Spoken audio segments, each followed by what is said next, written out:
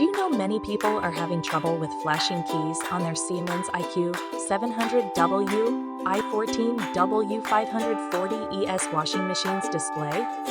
Don't worry. In this video, we'll show you how you do this. Let's start. Step 1. Inspect and secure door. Inspect if any clothing is jammed in the door. Afterward, securely shut the door and press the button. Step 2. Restart and reconfigure. Should the problem persist, switch off the appliance, then switch it back on.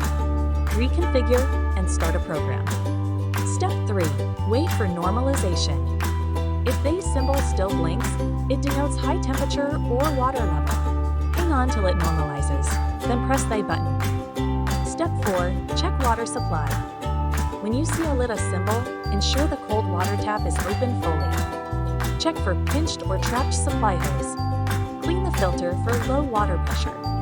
By following these steps, you should be able to fix any issue with flashing keys on the display and get your washing machine working again. Still need help? Visit our website for the complete manual. There you will also find questions and answers from other Siemens users.